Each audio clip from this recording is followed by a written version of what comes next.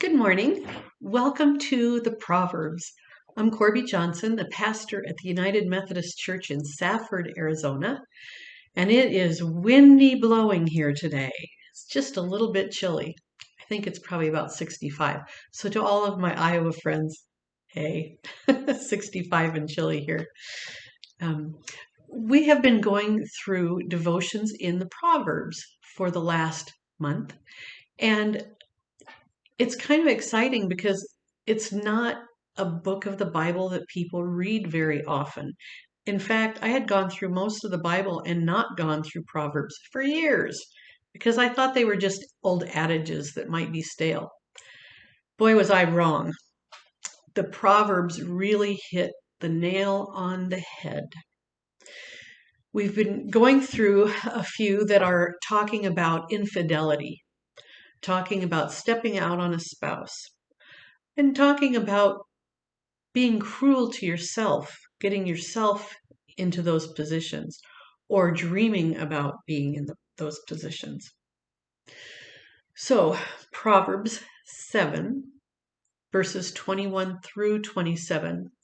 And I did attempt to take out the male and female in this. If it says him or if it says her, I have deleted that and made it gender neutral, I hope. So that way, you're not saying, oh, it's just for guys or oh, it's just for girls. This is for everyone. It worked. Enticed with seductive words, seduced by small talk. Right away, following like an animal being led to slaughter, like a fool caught in a trap. That is, until the arrow punctures your liver. Like a bird flying straight into a net, you had no clue that your life was at stake. Everything was about to change. This is why it is so important that you listen to me and pay attention to all that I'm telling you. Do not let your mind wander about and think of those ways. Do not lose yourself and drift down that path.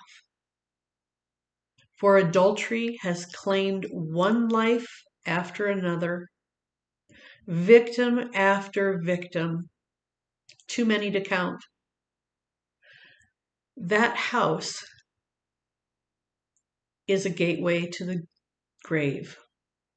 Every step toward it is a step toward death's dark chamber. It's a pretty good word picture, images of what adultery is like. So I want you to imagine with me. Imagine being forewarned. Don't go there. Bad stuff happens there. Don't go there. Those are really mean people. Don't go there. They will try to lead you astray. So imagine being warned, but going anyway.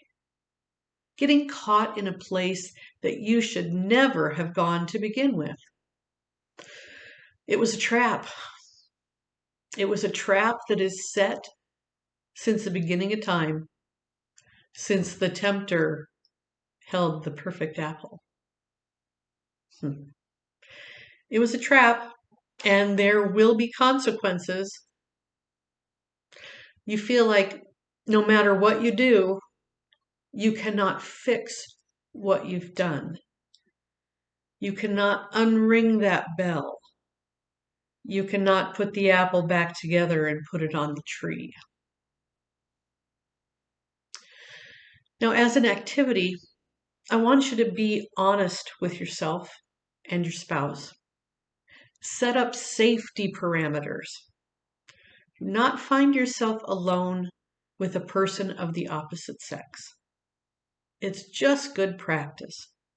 Even if there's no way that this is a tempting position and you don't feel that way toward the person, other people might see you and the rumors might fly. And rumors sometimes hurt people just as much as the truth. So be considerate of your spouse and of your own reputation, and do not find yourself alone with a person of the opposite sex. And as an action, I want you all to pay attention to me. Do not let your mind wander about those ways. Do not lose yourself and drift down that path. No, I didn't write that. That was in the Psalm. Psalm 24b and 25, if you want to take a look again. And take a look in your favorite version of the Bible. Pay attention to all I'm telling you. Do not let your mind wander about those ways. Do not lose yourself and drift down that path. And then our focus verse today says, adultery has claimed one life after another, victim after victim, too many to count. That house is the gateway to the grave. I want to read it again. Adultery has claimed one life after another, victim after victim, too many to count. That house is the gateway to the grave. You might have thought about somebody who stepped out on their spouse and it destroyed the relationship. That's right. Adultery has claimed one life after another. Might not have killed the physical body, but the spirit. And it takes an awful long time for a spirit to heal and for people to trust again when their spouse has been with someone else. So my friends, protect yourself, protect your family, and love the person that God gave to you to spend the rest of your life with. Amen.